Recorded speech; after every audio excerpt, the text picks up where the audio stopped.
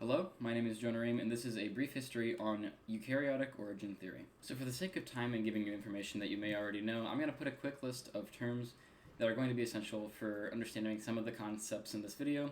We're going to begin by discussing the development of the eukaryotic nuclear system. So there's two primary theories about the development of this nuclear system. The first one is called the IO, or inside-out theory, and the other one is called the OI theory, or outside-in theory.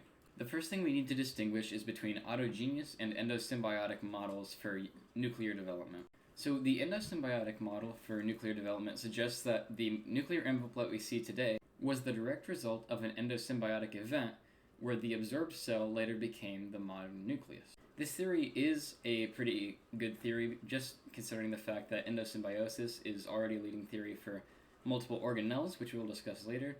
However, this theory does have the caveat of us wondering how a host cell lost its transcription factors to the engulfed cell. This is contrasted by the autogeneous model of the cell, which suggests that the nuclear system came about through structural modification of an ancestral cell's contents. Within the autosymbiotic model, we can talk about two different theories, that is the IO, or inside-out theory, and the OI, or outside-in theory.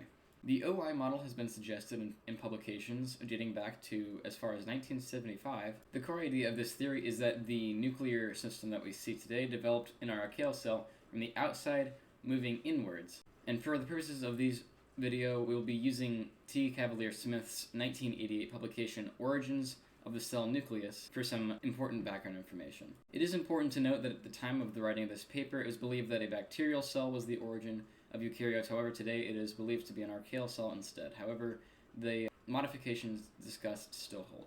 We begin with a cell that has been mutated to not contain a cell wall.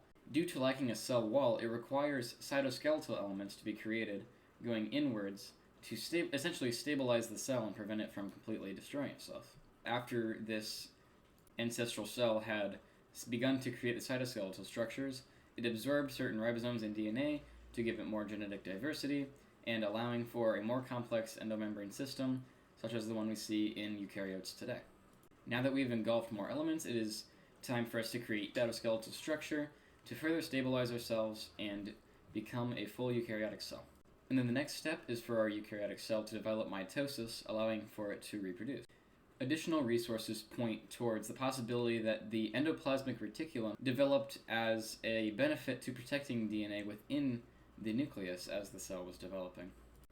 This is a long-standing theory on how the nuclear system may have developed. However, there are some caveats that we need to consider, especially the fact that this is a mutant cell that did not require a cell wall to begin with. So we must ask how it gained back a cell wall after it had lost its original cell wall, and we also must ask exactly how it gained the ability to undergo mitosis. The newer theory on nuclear development is the IO theory, which is, of course, the inside-out theory, which is developed by David and Buzz Baum, and the work we will be referencing in this video is their 2014 publication. The idea of the inside-out model blends ideas of autogeneous and endosymbiotic development of the entire cell. However, the development of the nuclear system itself is still primarily autogeneous. This theory suggests that an early eocyte cell, along with proteobacteria, began having a symbiotic relationship in which the protobacteria would be more efficient in creating ATP for the eocyte to use in exchange for materials that underwent cellular respiration. Because of this strong symbiotic benefit, the eocyte wanted to gain a closer relationship to the proteobacterial cell. Therefore, it created protrusions going out, surrounding the proteobacteria, and increasing the surface area of interaction between the two. Once the protrusions have moved outward, they would then move inwards to connect to one another and essentially almost entirely surround the proteobacteria. At this point, enough structures have extended out from our starting point where we need to create more stability, which is where our nuclear pores begin to develop. There is some strong evidence suggesting that nuclear pores could develop in this such manner. And at this point, our proteobacterial cell is entirely surrounded by the eocyte, and so the next step is that the proteobacteria will essentially become an organelle rather than its own independent cell, and it will become part of the eocyte cell. And now we have a relationship that closely resembles what we could see in a eukaryotic cell and mitochondria today. So the IO theory could essentially work in conjunction with explaining the origin of mitochondria in this way. One big piece of evidence that supports the IO model of the cell is that some suggest that there are similarities between nuclear compartments on modern eukaryotes and ancestral cell boundaries, which would suggest that the original boundary did not disband and move inward, but rather had expansion outwards from it to form some form of benefit. These protrusions seen in the theoretical eocyte cell could have been very similar to protrusions that have already been observed in archaeal cells before. Baum and Baum mentioned this in their publication, and here's some pictures of the archaeal cells creating protrusions to gain a competitive advantage in their environment. So now that we've discussed the main theories on how the nuclear system developed within the eukaryotic cell, it's next important that we discuss how it acquired certain organelles. Mainly, we'll be discussing the acquisition of chloroplasts and mitochondria, and both of these have long been thought to be results of endosymbiosis. Chloroplasts have many similarities between themselves and cyanobacteria, suggesting that at some point, an early archaic cell engulfed a cyanobacterial cell, which then led to the modern-day chloroplast. There's less evidence to suggest exactly when the mitochondria first came into a cell, whether it was before the complete development of the nuclear system or after. It was long thought that the nuclear system had completely developed before undergoing endosymbiosis with mitochondria. However, if we consider the inside-out model at the same time, we can think about mitochondria being integrated before the complete development of the nuclear system. This gives us two theories on mitochondria development, being the ME or mitochondria early theory and ML or mitochondria late theories. The mitochondria late theory is the longer standing theory on mitochondria development, and it's been considered viable since around the 1990s. The idea is that a fully developed eukaryotic cell would be able to undergo phagocytosis to complete endosymbiosis with a proteobacteria that would later become a mitochondria. And given that mitochondria are capable of creating much more ATP than just cellular respiration on its own, this is very beneficial for the eukaryotic cell.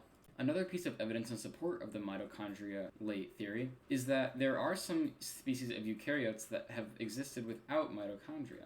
An example of this is Giardia. However, today Giardia is considered the only living antimitochondrial species, and it is also very parasitic in nature, requiring a host for most of its energy. Some breakthrough publications occurring in 1998 as well as 2001 also discourage the mitochondria late theory, but they do not completely disprove it.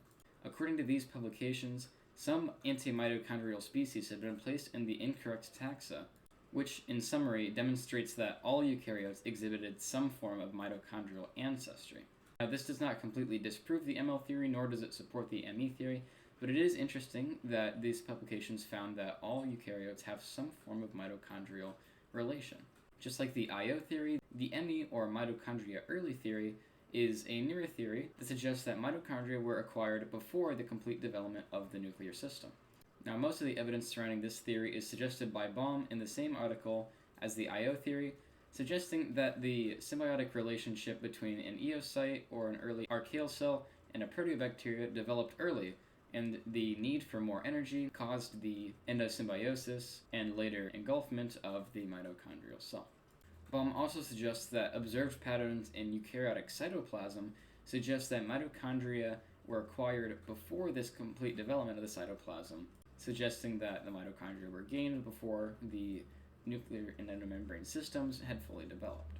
Now, one major thing that does have to happen for the ME theory to hold true is that our pseudo-eukaryotic cell has to be capable of undergoing phagocytosis before it has completely developed. As it stands today, we cannot unfortunately rule out any of these four main theories that have been discussed today. We can understand that the nuclear development was likely a result of an autogenous process rather than an endosymbiotic one, and we can also understand that mitochondria and chloroplasts were gained through endosymbiosis and not an autogenous process. That being said, the IO, OI, ME, and ML theories are all viable options to explain the origin of the eukaryotic cell, and we just unfortunately do not have enough information to say that any one is better than the other. So there we come to a consilience in that we just simply do not have enough evidence to support one way more than another. Thank you for watching. I hope you enjoyed this informational video. I'm going to have all of my sources posted in the description of the video, and I'm hoping to put footnotes and diagrams throughout the video to further explain what I'm talking about.